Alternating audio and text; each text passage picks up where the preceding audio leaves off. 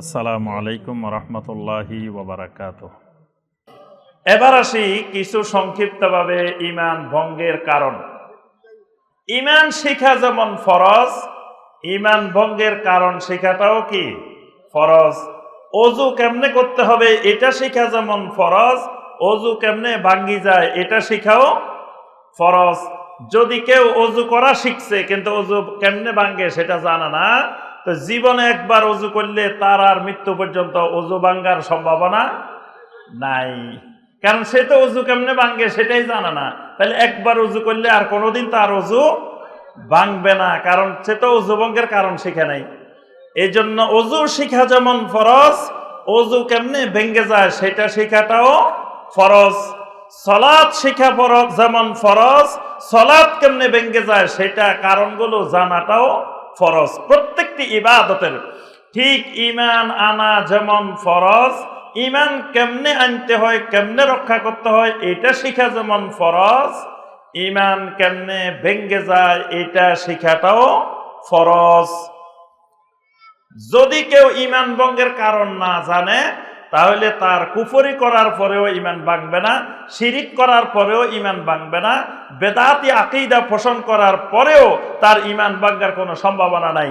এই জন্য বাংলাদেশে বলে, এই মিয়া আমি নামাজ পড়ি না, কি হয়েছে, আমার ঈমান কিন্তু খুব মজবুত, ঈমান কিন্তু খুব স্ট্রং। মানে সে নামাজে পড়ে না, সালাতের দ্বারে কাছে না, কিন্তু ঈমানের কোনো ক্ষতি হয় না। অথচ ইমাম বুখারী রাহিমাহুল্লাহ বাব কায়েম করেছেন as-সালাতু মিনাল ঈমান, সালাত ঈমানের অন্তর্ভুক্ত। আল্লাহ রাব্বুল আলামিন সূরা আল বাকারার 143 নম্বর আয়াতে কারিমায় সালাতকে ঈমান শব্দ দিয়ে বলছেন, ওয়ামা কানাল্লাহু লিয়ুদিয়া ঈমানাকুম। এই ঈমানাকুম মানে সালাতাকুম, তোমাদের সালাতকে আল্লাহ পাক নষ্ট করেন না। অথচ সালাত কায়েম করে না, ঈমানের কোনো অসুবিধা এই দেশে হয় না, ঈমান ঠিক মতো আছে। তার অর্থ হলো ঈমান কেমনে ভেঙ্গে যায় সেই বিষয়গুলো সে জানে না। ঈমান ভঙ্গের শতাধিক কারণ আছে, 100-এর উপরে ঈমান ভঙ্গের কারণ আছে। তবে আহলুল ইলমেরা কেউ কেউ প্রধানত 10টি কারণ বর্ণনা করছেন, কেউ কেউ আরো বেশি বর্ণনা করছেন, কিন্তু সবগুলো মিলাইলে 100-এর উপরে ঈমান ভঙ্গের কারণ আছে। আমরা কয়েকটা কারণ শুধু আলোচনা করব সংক্ষেপে। একটি কারণ হলো তাহরিমুল হালাল ওয়া তাহলিলুল হারাম, অর্থাৎ হালালকে হারাম বানানো এবং হারামকে হালাল বানানো।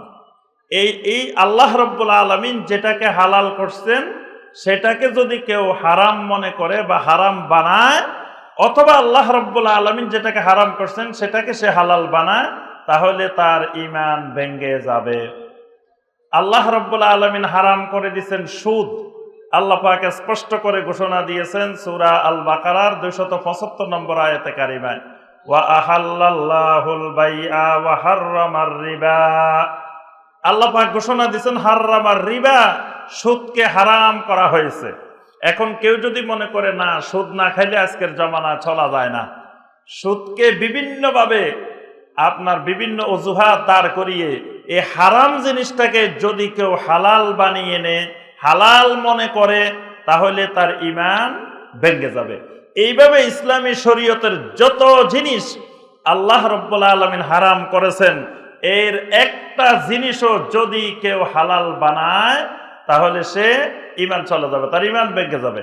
আবার আল্লাহ রাব্বুল আলামিন যেগুলোকে হালাল করেছেন সেইগুলোর মধ্য থেকে কেউ যদি কোনো জিনিসকে হারাম বানায় তাহলেও তার ঈমান ভেঙ্গে যাবে। ঈমান ভঙ্গের একটি গুরুত্বপূর্ণ কারণ, ইসলাম ছাড়া বাকি পৃথিবীতে যত মতবাদ আছে এই সকল মতবাদের কোনো একটি মতবাদকে বিশুদ্ধ মনে করা, শুদ্ধ মনে করা, ঠিক মনে করা, তাহলে ঈমান ভেঙ্গে যাবে। বলেন তো দেখি, ইসলাম সর্বশ্রেষ্ঠ ধর্ম না সর্বনিম্ন ধর্ম? জি, এই তো এখনো আপনারা তাওহীদ বুঝেন নাই, ফেল করছেন, নাম্বার পাইছেন 0। যা পড়াইছি ক্লাস এতক্ষণ যা হয়েছে সর্বশেষ সৃজনশীল প্রশ্নে নাম্বার পাইছেন 0। তাহলে বোঝা গেল ক্লাস যথাযথ এখনো ঠিক মতো হয় নাই। ইনশাআল্লাহ ক্লাস শেষ হইতে হইতে ঠিক হয়ে যাবে। এই দারুল হুদা থেকে যাওয়ার আগে ইনশাআল্লাহ সব ঠিক হয়ে তারপর আপনারা দেশে বাড়িতে ফেরত যাবেন ইনশাআল্লাহ। আমাদের শাইখেরা আলোচনা করলে আস্তে আস্তে সব পরিষ্কার হয়ে যাবে। ইসলাম সর্বশ্রেষ্ঠ ধর্মও না, ইসলাম সর্বনিম্ন ধর্মও না, ইসলাম আল্লাহর জমিনে একমাত্র ধর্ম।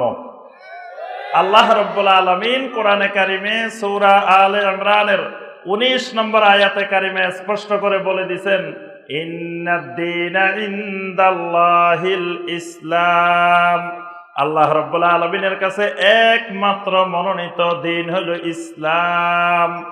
এখন মুশরিকেরা আপনারে পাইছে জাহেল, যখন দেখছে মুসলিমের ভিতরে জ্ঞান নাই, মুসলিমেরা জাহালতে ভরপুর হয়ে গেছে, এখন মুসলিমদেরকে শিখাই দিছে তোমাদের ধর্মটা এক নম্বরে, তোমাদের ধর্মটা সর্বশ্রেষ্ঠ।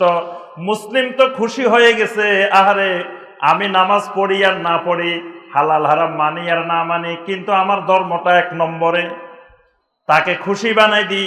তারা বাকি সবগুলোকে সিরিয়ালের মধ্যে নিয়ে আসছে, ইসলাম ছাড়া বাকি কোনোটা সিরিয়ালেই নাই। এখন যখন সর্বশ্রেষ্ঠ বানাই দেওয়া হয়েছে, তার অর্থ হলো যেটা সর্বশ্রেষ্ঠ আরো কয়েকটা আছে, এটা ইসলাম এক নম্বরে, আরেকটা 2 নম্বরে আছে, আরেকটা 3 নম্বরে আছে, আরেকটা 4 নম্বরে আছে, আরেকটা 5 নম্বরে আছে। এই সবগুলোকে আপনি স্বীকৃতি দিয়ে দিচ্ছেন, সবগুলোকে সিরিয়ালে ঢুকাই দিচ্ছেন। কত বড় ঈমান বিধ্বংসী জিনিস আপনাকে আমাকে শিখাই দেওয়া হয়েছে। আল্লাহ পাক সূরা আলে ইমরানের 85 নম্বর আয়াতে স্পষ্ট করে বলছেন, ওয়া মান ইয়াবতাগি গায়রাল ইসলামি দীনান ফালান ইউকবালা মিনহু।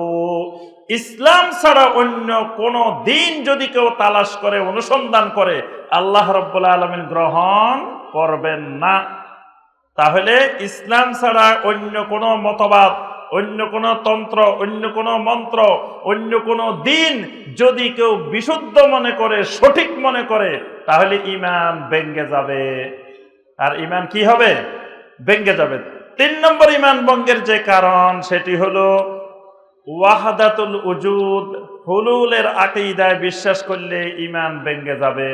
ওয়াহদাতুল উজুদ বুঝেন? ওয়াহদাতুল উজুদ হলো জমিনে যা কিছু আছে সব কিছুকে আল্লাহ রাব্বুল আলামিনের অংশ মনে করা, যে যত মাখলুক আছে এগুলো আল্লাহর অংশ, আর এগুলো সবগুলো মিলে আল্লাহ, অর্থাৎ আল্লাহর ইউনিটে ইউনিটে ভাগ করা, ইউনিটগুলো সবগুলো মিলে হবে আল্লাহ রাব্বুল আলামিন, অর্থাৎ আল্লাহর সত্তা। এই আকীদার নাম হলো ওয়াহদাতুল উজুদ। এই ওয়াহদাতুল উজুদের আকীদায়, একেশ্বরবাদ আকীদায় কেউ যদি বিশ্বাস করে, তাহলে ঈমান ভেঙে যাবে। হুলুলটা হলো যদি মানুষের ভিতরে আল্লাহ ঢুকে, আল্লাহর ভিতরে মানুষ ঢুকে, এই বিশ্বাস পোষণ করলে কি হবে? ঈমান ভেঙে যাবে। আমাদের দেশে ওয়াজ শোনা যায় হোসাইন বিন মনসুর হাল্লাজের বয়ান। মনসুর হাল্লাজ একদিন দেখে মনসুর হাল্লাজও নাই, জেলখানাও নাই, আরেকদিন দেখে মনসুর হাল্লাজও আছে, জেলখানাও আছে। জিজ্ঞেস করা হলো কি ব্যাপার, তুমি নাই কেন, কোথায় গেছিলা? বলল যে একদিন আমি আমার আল্লাহর বাড়িতে চলে গেছি, আরেকদিন আল্লাহ আমার বাড়িতে চলে আসছে। নাউযুবিল্লাহ। আল্লাহ নাকি কোথাও জায়গা পায় না, মুমিনের অন্তরের ভিতরে আল্লাহর আরশ বানায়। তো এই আকীদা হুলুল এবং এই ওয়াহদাতুল উজুদের আকীদা যদি কেউ বিশ্বাস করে, তাহলে ঈমান ভেঙে যাবে। এরপরে কেউ যদি মনে করে যে এই পৃথিবী পরিচালনার ক্ষেত্রে, আল্লাহর এই জমিন পরিচালনার ক্ষেত্রে আল্লাহ রাব্বুল আলামিনের সাথে গাউস আছে, কুতুব আছে, আবদাল আছে, আওতাদ আছে, এইরকম ওলি আউলিয়ারা মিলে আল্লাহ রাব্বুল আলামিন এই পৃথিবী পরিচালনা করেন, এই বিশ্বাস পোষণ করলে ঈমান ভেঙে যাবে। আল্লাহ রাব্বুল আলামিন এই পৃথিবী পরিচালনার ক্ষেত্রে এককভাবে আল্লাহ রাব্বুল আলামিন আসমান জমিন সব কিছু পরিচালনা করেন। আল্লাহ রাব্বুল আলামিন বলেছেন লাহু মাকালিদুস সামাওয়াতি ওয়াল আরদ। আল্লাহ রাব্বুল আলামিন বলছেন ইউদাব্বিরুল আমর, সমগ্র কিছু আল্লাহ রাব্বুল আলামিন এককভাবে নিয়ন্ত্রণ করেন, এককভাবে পরিচালনা করেন। এখন কেউ যদি মনে করে না আল্লাহ পাক এককভাবে করেন না, আল্লাহ পাক 7 মহাদেশে 7 জন কুতুব রাখছেন, তারপরে আল্লাহ পাক 40 জন গাউস রাখছেন, আল্লাহ পাক এতজন আওতাদ রাখছেন, এতজন আবদাল রাখছেন, এতজন নুজাবা রাখছেন, এতজন, এইভাবে করে আল্লাহর প্রশাসনিক স্তর যদি কেউ বিন্যাস করে, তার ঈমান ভেঙে যাবে। এটা ঈমান ভঙ্গের একটি গুরুত্বপূর্ণ কারণ। এরপরে যদি কেউ আল্লাহ রাব্বুল আলামিনকে পাওয়ার জন্য, আল্লাহ এবং বান্দার মাঝখানে কোনো মধ্যস্থতাকারী নির্ণয় করে, আল্লাহ এবং বান্দার মাঝখানে কোনো মধ্যস্থতাকারী নির্ণয় করে, ওই মধ্যস্থতাকারীর কাছে দোয়া করে, শাফাআত কামনা করে, এই আশা করি বসে থাকে যাকে আমি নির্ধারণ করছি তিনি কিয়ামতের দিন আমাকে জাহাজে করে, ট্রেনে করে, তারপরে আপনার বাসে করে, তারপরে যে এলাকায় যেটা আছে ওই এলাকায় ওইটা দিয়ে আমাকে জান্নাতে নিয়ে যাবে। এই আশা পোষণ করে যদি কেউ কোনো মধ্যস্থতাকারী নির্ধারণ করে, বিপদে আপদে, সাগরে পাহাড়ে জঙ্গলে আমি কোনো বিপদে পড়লে আমাকে আমার ওই বাবা রক্ষা করবে, আমাকে আমার গাউসুল আজম রক্ষা করবে, বিপদে পড়লে আমি ডাক দিব ইয়া বাদাবি, ইয়া গাউসুল আজম, ইয়া দাসুকি, ইয়া রফাই, ইয়া আলী, ইয়া রাসূলুল্লাহ, আমাকে বিপদ থেকে উদ্ধার করবে। এই জাতীয় বিশ্বাস পোষণ করলে ঈমান ভেঙ্গে যাবে। সর্বশেষ যেটা বলে শেষ, রাসূলুল্লাহ সাল্লাল্লাহু আলাইহি ওয়াসাল্লামের আদর্শের চাইতে দুনিয়ার অন্য কোনো আদর্শকে শ্রেষ্ঠ মনে করলে, উত্তম মনে করলে, ভালো মনে করলে তার ঈমান ভেঙ্গে যাবে। তাহলে বলেন তো দেখি, দাড়িওয়ালা মানুষ সুন্দর না দাড়ি নাইওয়ালা মানুষ সুন্দর? দাড়িওয়ালা মানুষ সুন্দর। দাড়িওয়ালা মানুষ সুন্দর হইলে আমরা দাড়ি রাখি না কেন? তাহলে বুঝি আমরা মুখে বলছি দাড়িওয়ালা মানুষ সুন্দর, আসলে অন্তরে বিশ্বাস করি না দাড়িওয়ালা মানুষ সুন্দর। অন্তরে দেখা যায় মেয়ের বিয়ের জন্য আসছে, কয় না এই ছেলের দাড়ি আছে, দেওয়া যাবে না। কি বলেন?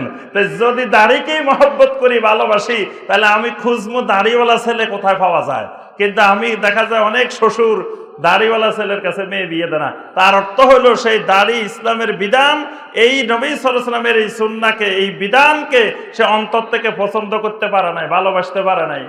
এরকম পর্দাশীলা, পর্দাকে যদি কেউ পছন্দ না করে, আল্লাহর দ্বীনের কোনো একটা জিনিসকে যদি অপছন্দ করে এবং অন্য কোনো আদর্শকে নবী সাল্লাল্লাহু আলাইহি ওয়াসাল্লামের আদর্শের চাইতে উত্তম মনে করে, তার ঈমান, তার ইসলাম ভেঙে যাবে। সম্মানিত ভাই ও বোনেরা, এই জন্য আমরা আল্লাহ পাক আমাদেরকে যে মহা নিয়ামত ঈমান দিয়েছেন, এই ঈমান কতদিন ধরে রাখতে হবে? কথা বলে না, কতদিন রাখতে হবে? 40 বছর বয়স পর্যন্ত রাখলে চলবো নাকি? কোন পর্যন্ত? ঈমান একবারে মৃত্যু পর্যন্ত ঈমান থাকতে হবে। তাহলে যেমন ওযু করার পরে সালাম ফিরানো পর্যন্ত ওযুর দিকে খেয়াল রাখি, আমার ওযু আছে কিনা, ভেঙে যাচ্ছে কিনা, এই তৎপরতা যেমন থাকে, ঠিক একইভাবে আমার আপনার ঈমানকে মৃত্যু পর্যন্ত ধরে রাখার জন্য সার্বক্ষণিক তৎপরতা থাকতে হবে। কোনো কারণে আমার ঈমান ভেঙে যাচ্ছে কিনা এই বিষয়টার দিকে খেয়াল রাখতে হবে। আর আল্লাহ রাব্বুল আলামিনের কাছে দোয়া করতে হবে, আল্লাহুম্মা মান আহইয়াইতাহু মিন্না ফাআহইহি আলাল ইসলাম ওয়া মান তাওয়াফাইতাহু মিন্না ফাতাওয়াফাহু আলাল ঈমান। আল্লাহ রাব্বুল আলামিন আমাদের সবাইকে ঈমান নিয়ে মৃত্যুবরণ করা তৌফিক দান করুন। আল্লাহ রাব্বুল আলামিন আমাদের সবাইকে ঈমান ধ্বংস করে, ঈমান ভেঙে দেয়, ঈমান নষ্ট করে, এইরকম সকল ধরনের কুফর, শিরিক, নেফাক, বেদাত থেকে আল্লাহ রাব্বুল আলামিন আমাদের সবাইকে হেফাজত করুন, সবাইকে মুক্ত থাকার তৌফিক দান করুন। আল্লাহ রাব্বুল আলামিন দারুল হুদার এই ইসলামী মহা সম্মেলনকে আল্লাহ পাক কবুল ও মঞ্জুর করে নিন। আল্লাহ রাব্বুল আলামিন এই সম্মেলনের মাধ্যমে বাংলার জমিন থেকে শিরিক, বেদাত উৎখাত হওয়ার তৌফিক আল্লাহ পাক দান করুন। এই সম্মেলনের মাধ্যমে বাংলার জমিনে তাওহীদ সুন্নতের পতাকা উড্ডয়ন হওয়ার তৌফিক দান করুন। আমিন ইয়া রাব্বাল আলামিন। আসসালামু আলাইকুম ওয়া রাহমাতুল্লাহি ওয়া বারাকাতুহু।